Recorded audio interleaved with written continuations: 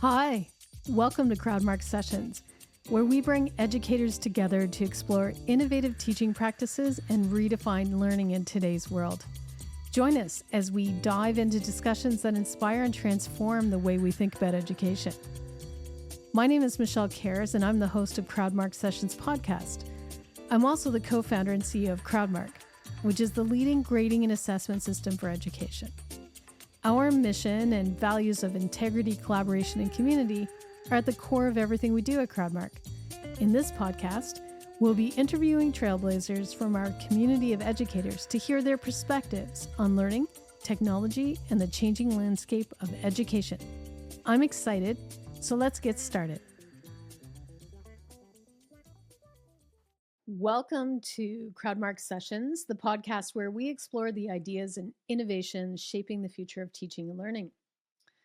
As a CEO of Crowdmark, I spend a lot of time thinking about the systems that truly move education forward.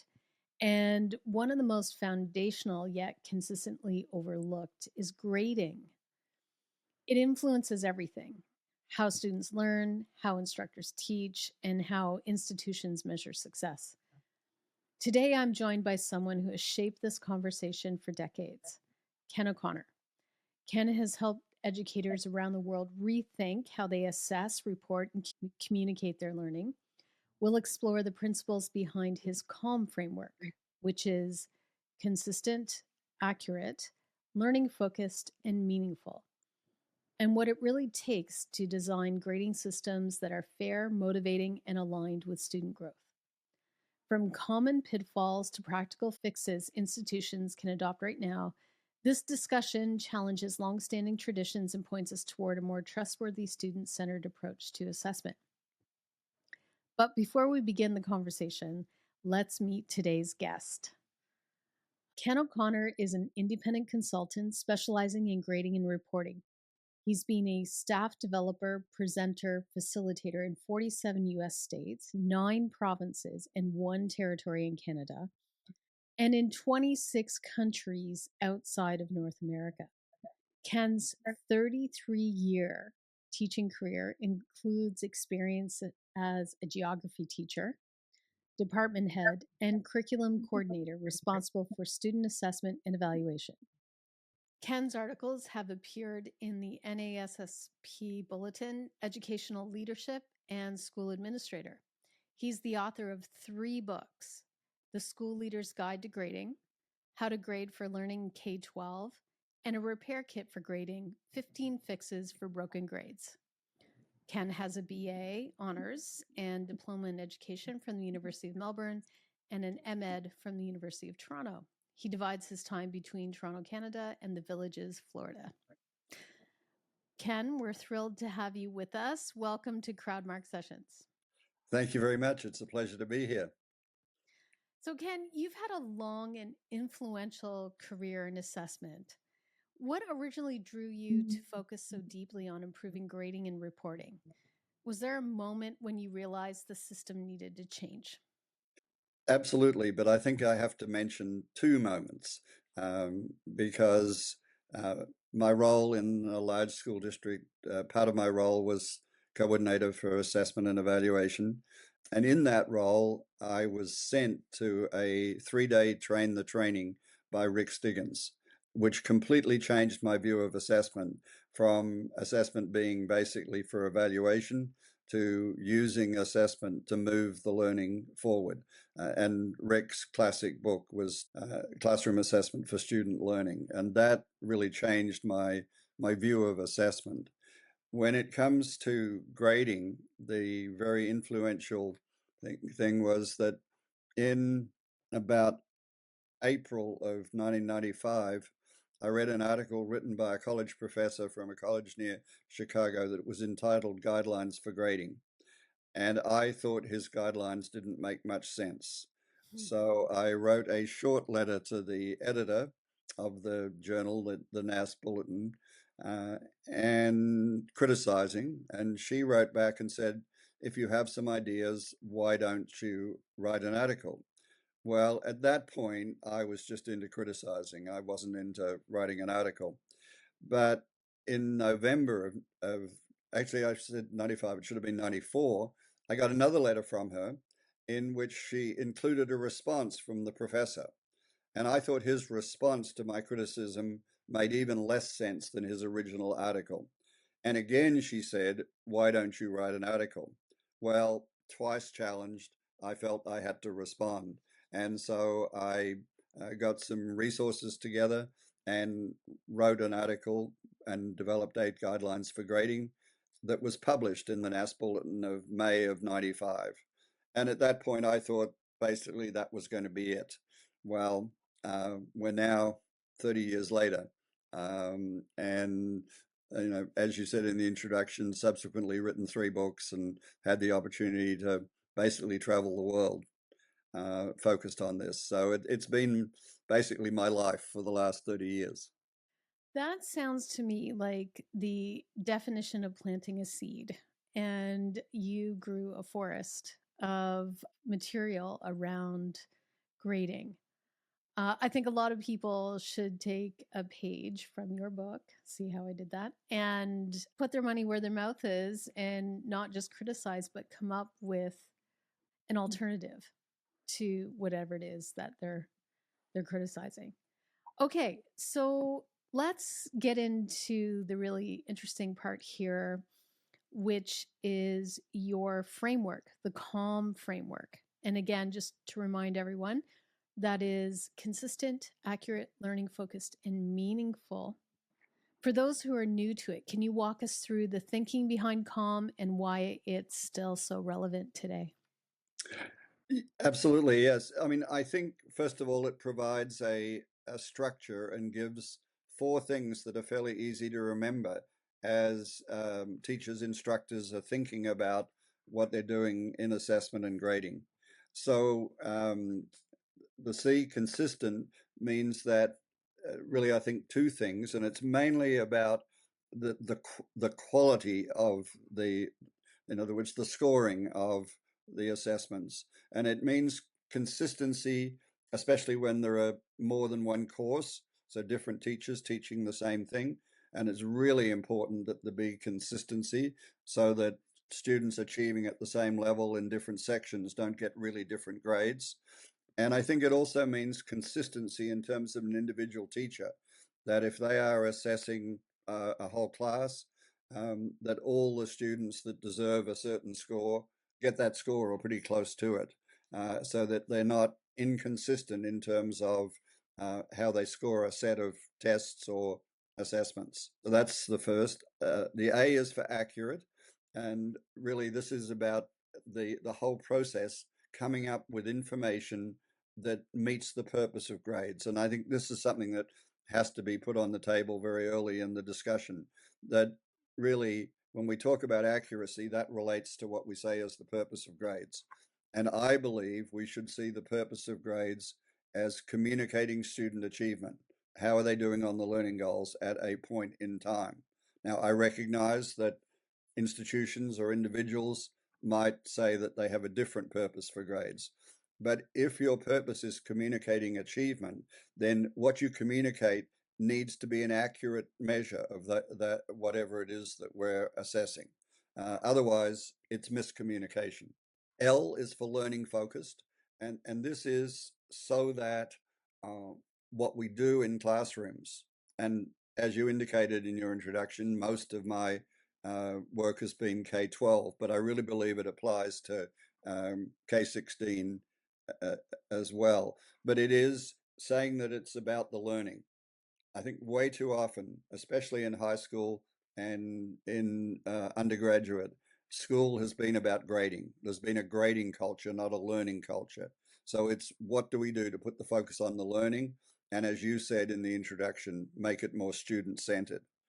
And the M is for meaningful, and that is so that the grades are really based on what the learning is about, that we are standards or learning goals or outcomes, whatever use based, that the grades are telling us about how students are doing on those learning goals, that we have useful information and how is a student doing on different learning goals, far better information than how they're doing on tests, projects, and assignments. There's so much there to talk about. And, my mind was racing a little bit thinking about the implications of everything you said. First, I'll start by saying that I agree with the calm framework, and I'll certainly be bringing that to my team to see how we can integrate or design this type of approach to assessment even into our software. And in the introduction, I mentioned that I spend a lot of time thinking about grading, and I do. It's become a big part of my life in that it's Crowdmark's mission to transform assessment into a dialogue for improvement. And I agree with you that we have this grading culture, and it is in part fueled by students themselves who whose goals are to achieve high grades so that they can get to the next thing. And somehow learning gets lost in that process. And parents too. Parents have big ambitions for their students, for their children. So how do we transform or change that people's approach to education and get away from that grading culture? Well, I think it has to start probably in upper elementary, because I have never heard a grade one student or a kindergarten student saying, "What's my grade?" Certainly not grade two, maybe grade three, grade four, about the middle of elementary. We start to hear students getting focused on the grade. And what's the reason for that? The reason for that is the only information they get a score on everything they do, and the only information they get is a score, which really doesn't, I mean, it tells you in a broad sense. I mean, if you got 3 out of 10, you obviously didn't do very well. If you got 9 out of 10, you did well, but it doesn't tell anything about, or very little about, the learning. So I think we have to try and continue that learning focus. We have to only give feedback on formative assessments. We need to say that it's not a one and done thing, that it's a process of learning, so that at times there need to be opportunities for reassessments, and that we should be determining grades based on the more recent evidence that we've allowed that learning process to take place. That, how a student achieves in September, assuming that we're focused on the same standards, what they're achieving in December, September is irrelevant. If assuming the teaching and learning is going well, that's a big change. And the other one that I think is critical is involving students in the learning process, developing students as reflective learners, and providing that opportunity for feedback loops, so that the focus is on the learning. And I believe that what happens is, somewhere in upper elementary, we train students into the idea of a grading culture. What's the score? And I think what we have to do is train them out of it, or never start, I guess, would be even better. And what that means is that all the way through, the focus should be on words, not symbols, because it's words that have real meaning. It's words that tell us about the learning. Okay, so I recall when I was in elementary school that, report cards had letter grades. So it was like A, B, C, D. And I know as a child, my goal was always to have straight A's. Straight A's was if it was anything less than straight A's, then I was distraught and looking for ways to improve. Then I got to high school and it just became percentages. And I had to change my goal because, what is a percentage and what does it mean and what's good enough? So, what's your view on letter grades versus percentages or any kind of reporting that people get through grading? Yeah, I mean, ideally, I think we would only have grades for standards, identify the priority learning goals for whatever course, probably maybe as few as 4, as many as 10. And ideally, we would only have grades on the standards because should be the focus, the real information.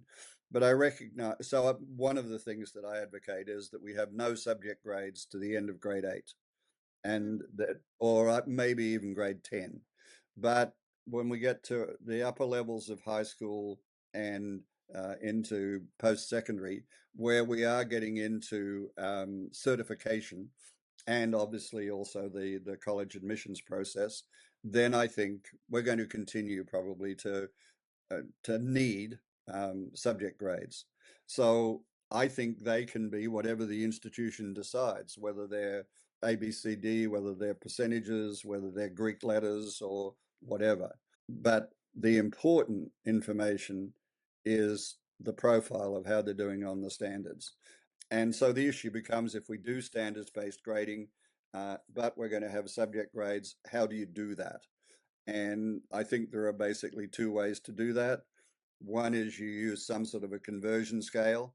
Let's say there were 10 standards and we were using 4 levels. The maximum possible would be 40. So maybe we would say that 36 to 40 is an A and so on. The other way, and the way that I prefer, is to use a logic rule. All 4s would be probably an A plus. All 4s and a few 3s would be an A, and so on. And so what it becomes is not simply a numerical calculation. It becomes basically about having good evidence and then professional judgment. So it Right. really honors educators as professionals. Right. Which, I think this is could be another podcast all on its own, is how teachers today are expected to do far more than educate. There's a lot more behavior based requirements than it would seem there used to be, or demands rather. Let's go back to your COM framework and start with the first piece around consistency. So, what does a truly consistent grading system look like in practice? And why is achieving consistency across courses, instructors, or even entire departments still so challenging? Well, I'll start with the last part. I think the difficulty is tradition, and sometimes and the tradition has been that teachers have individual autonomy, and to a considerable extent. And so for many teachers, it's, this is mine. This is my way, in some cases to control, in some cases to encourage learning. And I think what we have to recognize is that we need guidelines or agreements or whatever we want to call them. And one of those is around what do we use to score student achievement. And I believe what we should be using is a limited number of levels of achievement based on the idea of proficiency. So that proficiency is the base, and then we may decide that we have a level or levels above proficiency and some below proficiency. I mean, the most common is 4 levels, with level 3 being proficient, level 4 is above proficiency. And if we have a limited number of levels, somewhere between 2 and 7, I would suggest, we have a much greater chance of consistency than if we're using percentages. I mean, I really believe the number one change we need in education is the elimination of percentages. And we have over 100 years of research that shows how inconsistent teachers are when they use percentages. Even when they have a marking scheme and they're trained to use that marking scheme. The more decision points there are, the more inconsistent teachers are going to be. So that's the first part of it. The second part of it is teachers have to get together. They have to do shared marking of student assessments, what is sometimes called moderation.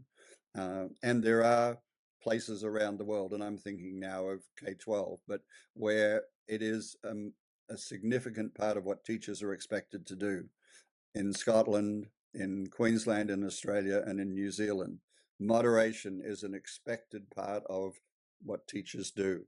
And I think when you put those two things together, a limited number of levels of achievement and moderation, then you can get to a high level of consistency. Okay, well, consistency is something we always strive for with Crowdmark, and the idea of grading teams, and strip grading.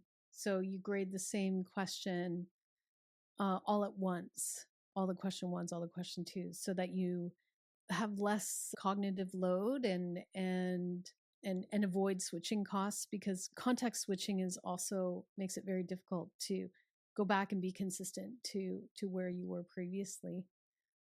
Do you have an example of a course or department that made measurable strides in consistency, and what did they change and what results followed? The best example that I can think of is an international school, K-12 school. So it's an independent school, so they don't have to do what, there's no school board telling them, and this school that I'm thinking of has built, basically is doing the things that I just said.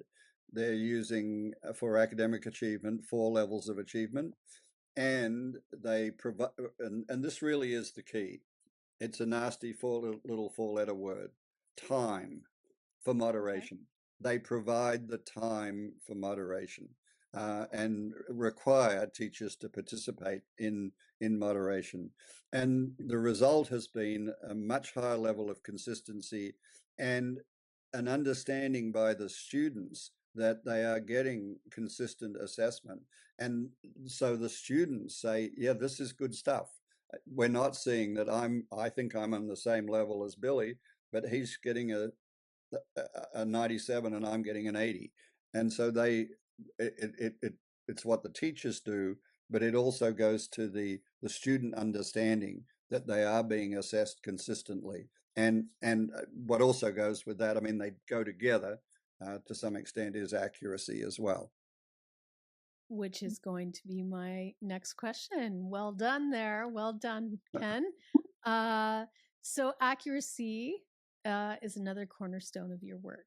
What are some common grading habits or legacy practices that unintentionally reduce accuracy? Well, I'm not sure whether it's unintentional for some, but mainly including behaviors in grades. I mean, if the purpose of grades is to communicate about student achievement on the learning goals, if we include anything other than their achievement, we have inaccurate grades. And I think the most common things that have been included are participation and attendance. And I would say, very strongly that neither of those should ever be part of grades. I mean, I have no difficulty with, obviously, with them being commented on if it's significant that a student does or does not participate. But, there's a very interesting thing about, what is participation? Is it the fastest hand in the West, or there are other ways in which students participate? And attendance is very important. Obviously, most students need to attend most or all of the time to achieve at a reasonable or high level. But if they're able to achieve at that level without having the attendance that we might like, they still should get that grade. And the grade might say, Ken is an excellent writer or excellent in English literature or whatever it is, but for whatever the behavior is, but the grade should be about the achievement and the achievement only if we want grades to be accurate. Okay, so let's put this in a higher education context. And I'm aware of some instructors that use attendance as a bonus for students. So maybe there's a student that is a C, wants to improve their grade. They have perfect attendance. They get another 5 points for the attendance. They get to be a B. But that doesn't stop. So that let's call that student Johnny. But that doesn't stop Sally from getting her 95 because she's really great. Maybe Sally doesn't attend, but she already knows the material or something. What do you think about that? Like, it encourages people to come to class. Well, I think my main response to that is that that is part of a compliance culture. It's part of the grading culture, not the learning culture. That it's a way in which we can try to control students, and that control has been a major part of grades. All of the things that we've included, the things that um, are not achievement, and I think that that's what we want. We want to move away from that, and that bonus points or bonuses like you described Mhm. actually distort students' grades.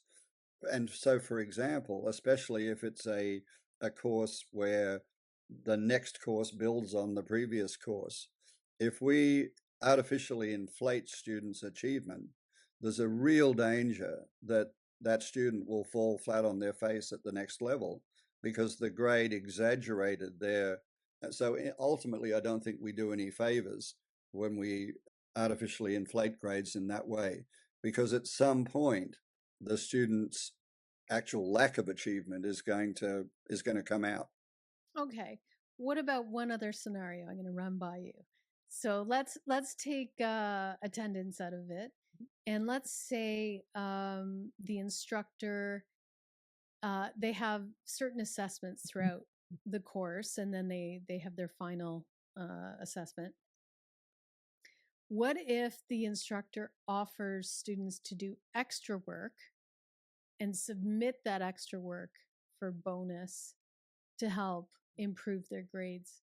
So they are demonstrating some understanding because the extra work is going to be graded. Do you think that that's reasonable in this scenario you described? In one sense, yes. First of all, I wouldn't call it work, I'd call it evidence of learning. Right. Uh, uh, but if it truly, so if we're standards based and a student provides extra evidence to what was the base that the instructor had, that shows that they are at a higher level, that's fine. So in a standards based system with levels of achievement, extra evidence of learning, I think, is acceptable, because, as you said, it is real evidence of their learning. I would Mhm. see it as being unacceptable in a system of points and percentages, because then if we say the base is, let's say, 250, and there was another, I don't know, 50 points or whatever in this additional evidence of learning, that that distorts the arithmetic, and artificial again inflates the student's grade inappropriately, in my opinion. Okay. That's interesting because I think this happens a lot in education, but that's okay. We're here to explore new opinions and a better way of doing things. So let's look at achievement versus behavior. So you've long advocated for separating academic achievement from behaviors like effort, participation, or punctuality, which we kind of just touched on. So, why is this distinction so critical for fairness, accuracy, and ultimately student trust? Well, And I'm really um, interested in the student trust part. I think from the student trust part, it is so that they're not being judged as maybe how they look, or whether they're an introvert or an extrovert. What are their circumstances outside of the classroom? Because that's where we get the inequity, when those behaviors very often are included in the grade. That's going to, a lot of that comes from whatever the student's situation is outside of the classroom. And so I think we build student trust when it's very clear that the grades are about their achievement of the learning goals.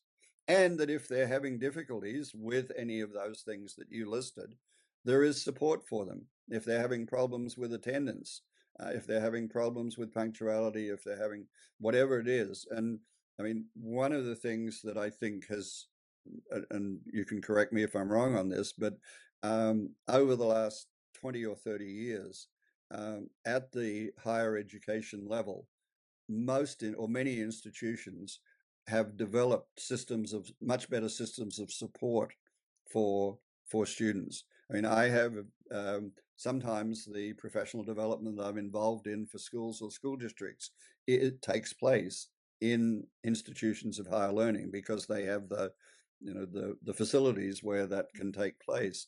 And a number of those that I have been at, as you walk in, you see signs to different buildings or different departments. And in several, I've seen signs saying to the Student Success Center. So I think it really is saying grades are about achievement. And if the students know that they're about achievement and not this funny amalgam, what some people have called hodgepodge grading, that the grade is about their achievement, and these other individual factors will not determine the grade, will not influence the grade, at least not directly. And obviously they impact, and if they are having problems in any of these areas, there is somewhere where they will get support. Does that make sense? It totally does. There's a couple of aspects or a couple of dimensions here that I'd like to address. And the first one that came to mind when you were explaining achievement versus behavior and about it being fair and equity in what's happening outside the classroom reminds me of the pandemic. And education technology was very heavily relied upon when people were in lockdown and staying at home because there was no other way to continue, and no one knew how long it was going to go on. And certainly we don't want to disrupt children's or young adults' education any more than necessary. But one of the concerns that institutions had was around potential cheating of students in an online environment, and they implemented these surveillance systems. So when a student was taking an assessment, they had to log on, turn on a camera, and what was discovered was that, or maybe magnified, was that not all students are coming at this in an equitable way. They might share their bedroom with someone, so they don't have a quiet space, and the alarm bells would go off on this online technology.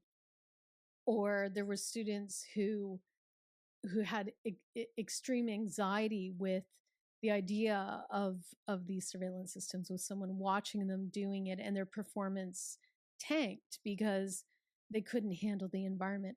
Or maybe even their technology, their laptop, could not run the programs, and so there were so many lags in the technology that the student couldn't answer within the time frame. So this really uncovered a lot of inequity for students in the online environment. And so I don't think that the grades that those students received were necessarily reflective of their abilities. So that's one thing that your comments there really brought to mind for me, is that we have to be really careful when implementing technology, that we evaluate how it will affect everyone and ensure that there is equity there. Absolutely. And I mean, it really is about, I think, obviously we're going to use technology, we're going to use software, we're going to use the sorts of things to some extent, but that we've got to use them in ways that improve things, not that, we can have all these wonderful tools, but if the tools take over, or if they're not contributing to improvement, then they're hugely problematic. And so, and I know your grading software, Crowdmark, doesn't do this, but I mean, there are lots of examples of grading software where basically they control the teacher. There's so little things that the teacher can change.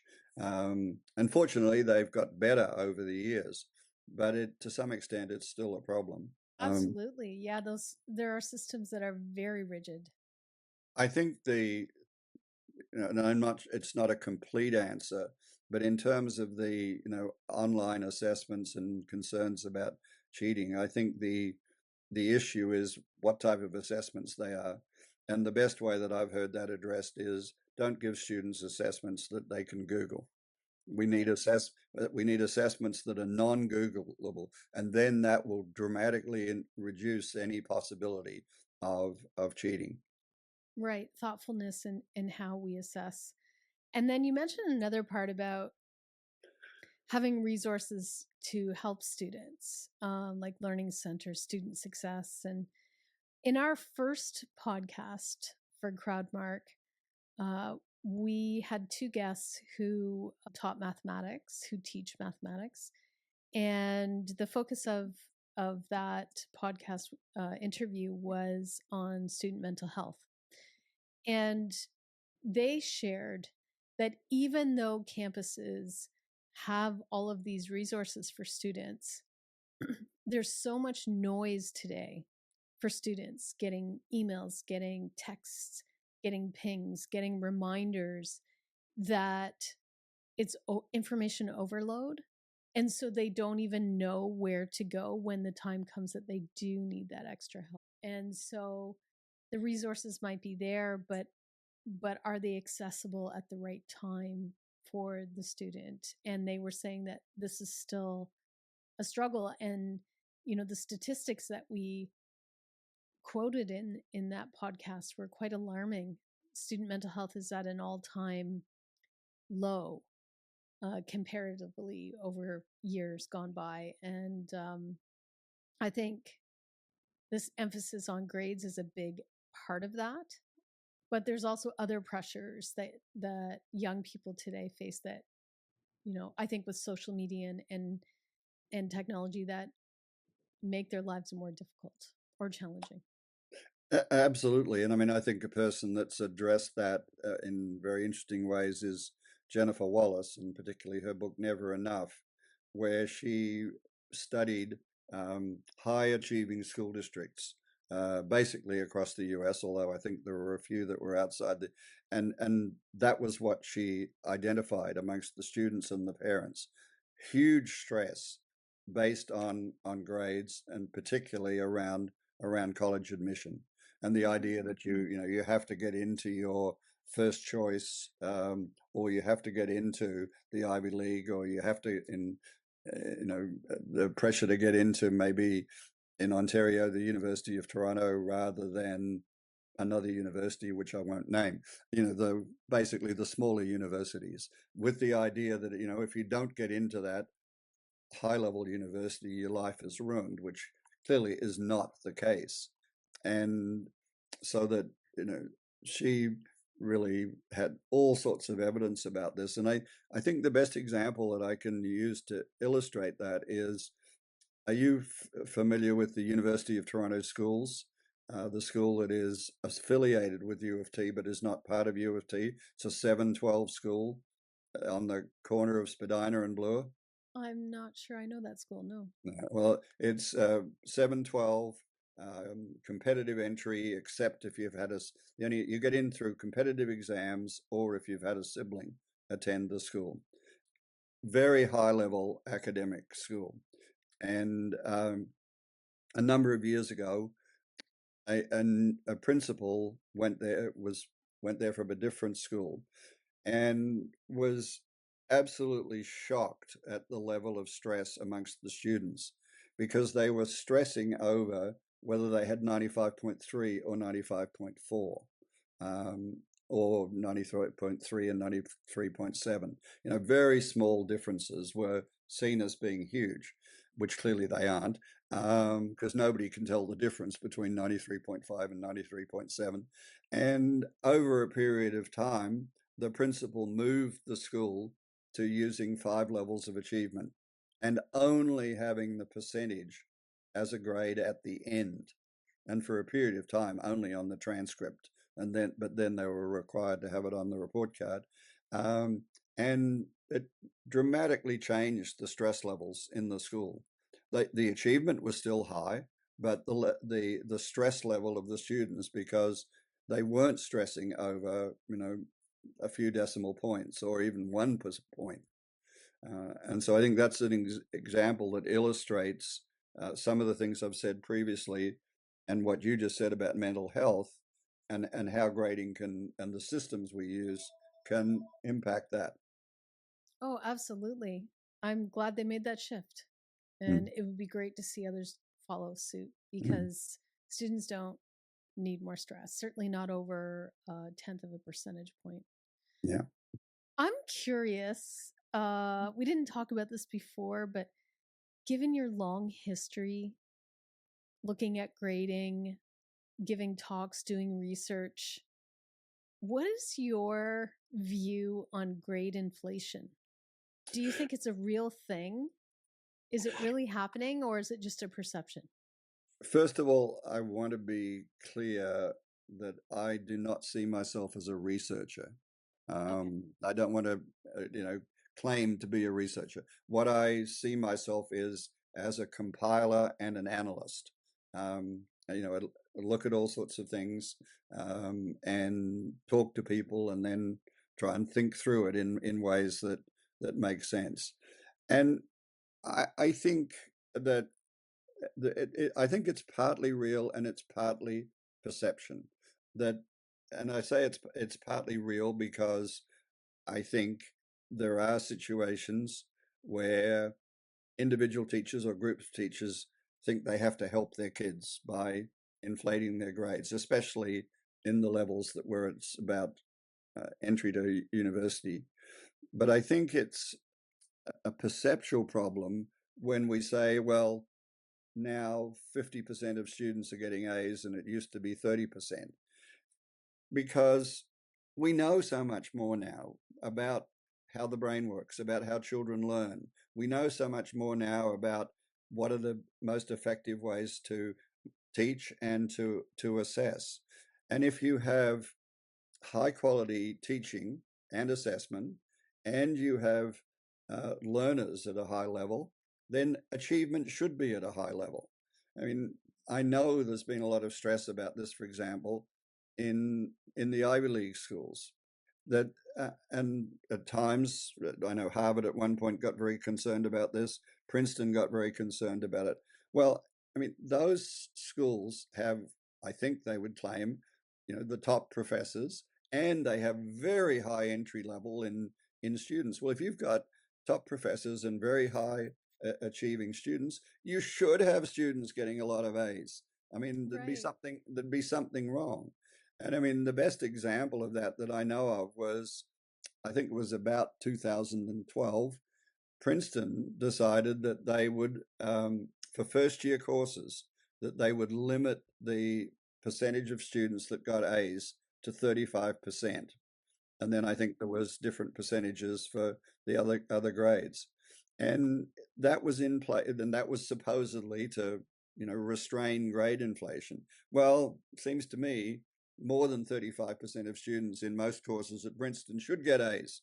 I mean, it's generally about the third ranked college in the US. Hmm. Now, they had that in place for about 5 years. And then what they discovered was books were, and this was before it was sort of all online, books were disappearing from the library. Pages were being torn out of journals because if you accessed it and another student couldn't access it, you had an advantage. You were more likely to be in that 35%. So it turned it in simply into a competition. It wasn't about the learning, it was about getting into that 35%. And I think that illustrates really the problem when there's any sense of bell curving or a required percentage of of grades at any, because that says it's simply about the distribution. It's got nothing to do with the learning, or very little to do with the learning. Yeah, that's a great point. Which is, a great lead in to our next question around learning focused grading. So, another essential theme in your work is the idea of grades being truly learning focused and not just evaluative. So, what does that look like in practice, and what shifts help educators move in that direction? I think there are three things that I mentioned briefly earlier. The first is that formative assessment, any practice or learning along the way, should not be part of grades. It should be risk free. students should be able to try things out and maybe do something really bold in their writing that may not work or whatever, and then they get feedback. And feedback really is the key. But it's that learning is an ongoing process. And the best example I can give of this is to think about sports. Every sporting contest that anybody has ever seen always starts with a 0-0 score. Nobody has evaluated the practice of the team or the individual before the competition takes place. One player or one team might have practiced really well and the other not so well. But that is not included in the grade. But when we include formative assessments in grades, it's basically saying some students start +6, some start -6. Um, and when hopefully when I put it in this way, it doesn't make a lot of sense. If we want the focus to be on learning, we've got to allow the process and the formative assessment, the feedback, the opportunities for relearning before there's an assessment that quote unquote counts. So I think that's the first one. The second one is the idea, again, that learning is a process that takes place over time. And one of I think the worst things that we've done in grading is simply to calculate the mean and include everything that the student did from September to whenever the year ends. And that does not reflect that if there's been good teaching and good learning, does not reflect a learning process. Because if we're teaching well and students are learning well, they should be a lot better in April than they were in September. And that should be the main thing that determines their grade. That's honoring learning. It also means that sometimes there needs to be reassessment or the opportunity for things that were done early not to count or not to count to the same extent. And quite a number of years ago, my daughter, who attended an Ontario university that I will not name, although she had a very positive experience there, was a first year sociology course. Sociology, a fairly new area of study. And so one of the things that the professor said that they were to do as assessments to write short papers on some of the founders of sociology. And the idea was that they were going to do 3 of them, and they were going to account for something like 30% of their grade. And she gave them a rubric and some things to tell them what was expected. It wasn't just write whatever you like. The first ones were submitted, and the teacher came back and said, most of you did very poorly. And she said, some of that at the very least is on me, because clearly my guidelines, maybe the rubric, did not provide you with enough information that helped you to do well. So here's what we will do. If you were satisfied with your mark on the first one, that will continue to be part of the determination of your grade. If you were not satisfied, I will only consider the second and the third. And again, that was a sort of a reassessment in the sense, but it was that opportunity to acknowledge that there was a problem with the first assessment and that adjustments could be made that really did then honor the learning. And the third part of it is student agency, student involvement, developing students as reflective learners, building their self-assessment skills, developing their ability to reflect on their learning and to dialogue about their learning, again, in words, not in terms of symbols. Mm-hmm. Mm-hmm. Yeah, well, that instructor sounds very forward thinking for the time. And it's great to hear them share with the students that potentially, the poor performance was due to the teaching and not just the student understanding of the teaching. So that's a great point. I'm just looking at the time. I'm going to fast forward a little bit. There are some questions I really want to hear about, which is your repair kit for grading. So in your book, A Repair Kit for Grading, you outline 15 fixes for broken grading systems. So, from your perspective today, which of those fixes do institutions need to prioritize most urgently, and why now? Yeah. Well, in a perfect world, I would say the elimination of percentages and the use of levels of achievement. But I recognize that that's probably not going to happen in lots of places, not quickly. So I would say that it would be fixes 7 and 8, being very clear about both the what and the how well of the learning. Fix 7 is about grades being based on the learning goals, the standards, the outcomes, whatever we call them. And fix 8 is about using levels of achievement, not points and percentages. And so I would say using levels of achievement all the way through until the end. Then, if we have to have percentages or letter grades, but those to me are the two things that would make the biggest difference in the in both probably the shortest period of time, but also in changing the culture from a culture of grading to a culture of learning. Can you give me an example of levels of achievement for a particular topic or subject? Um, well, I think that the most common that certainly I see 4 levels of achievement, where level 3 is proficient, level 4 is excelling, or sometimes different labels are used.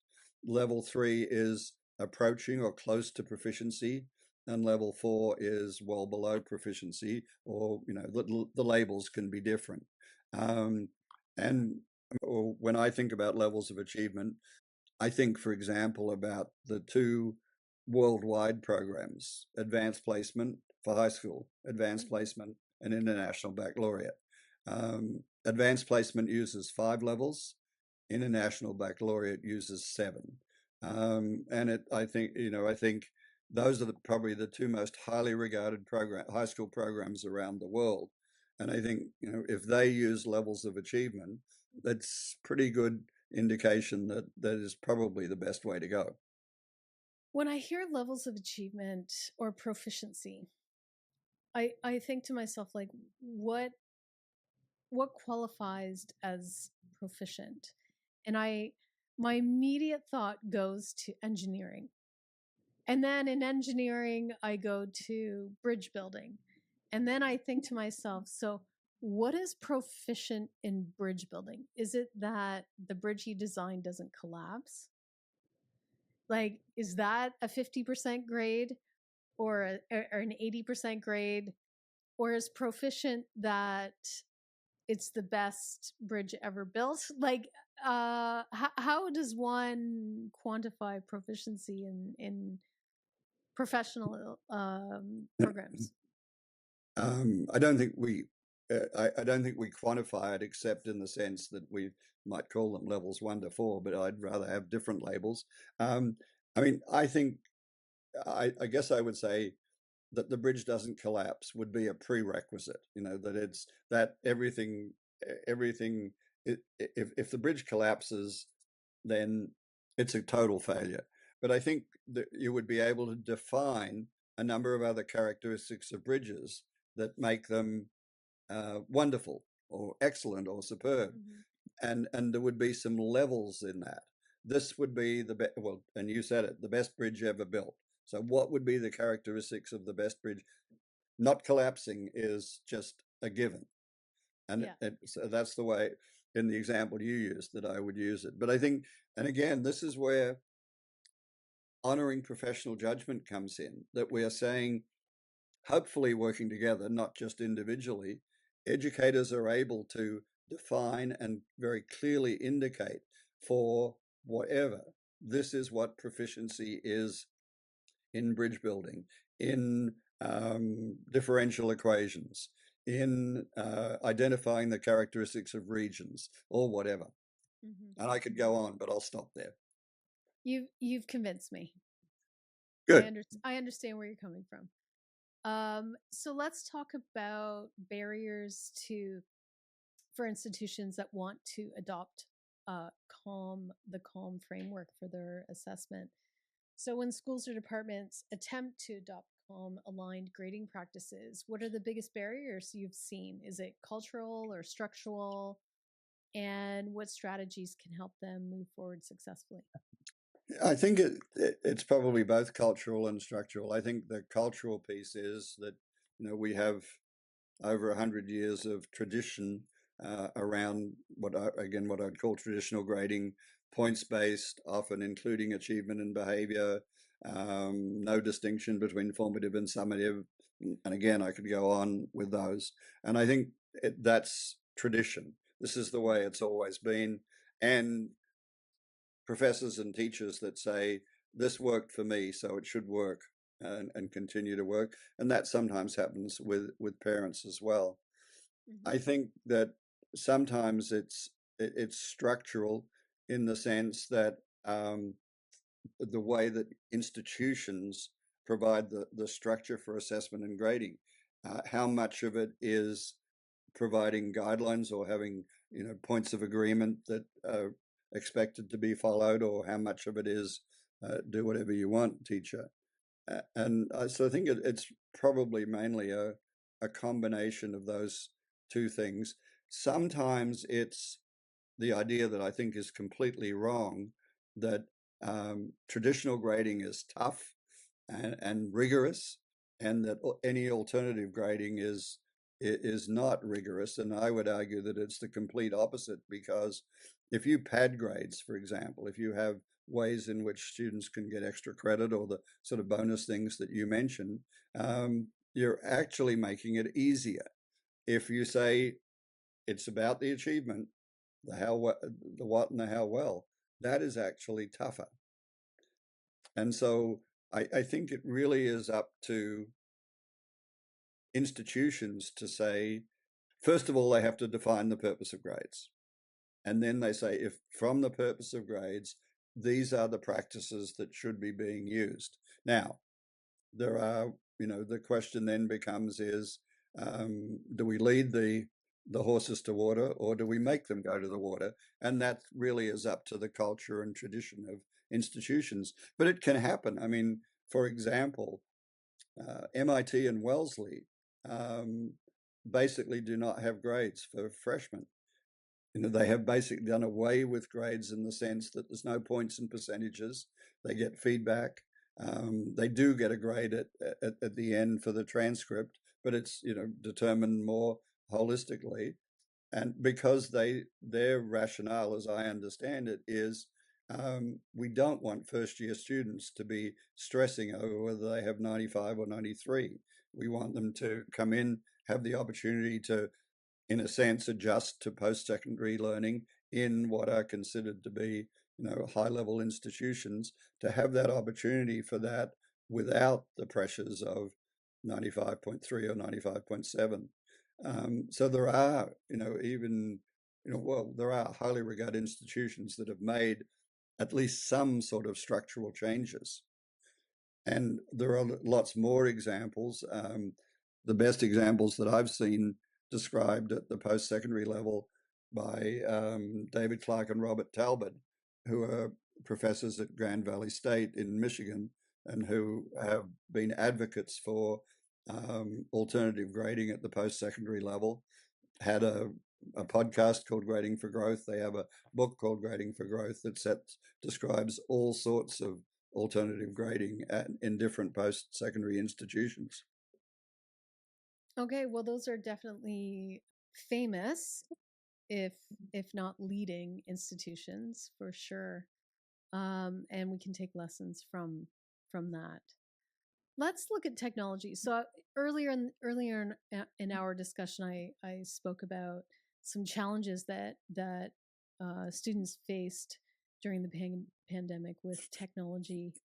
There's been a rapid shift toward using digital assessment, whether it's like an online exam, or they're bringing their own device to the institution or to class, and then they're taking their assessment online, or in a digital way. In your opinion, how can digital grading tools and platforms support more consistent, accurate, and learning focused practices? or maybe they can't. I don't know.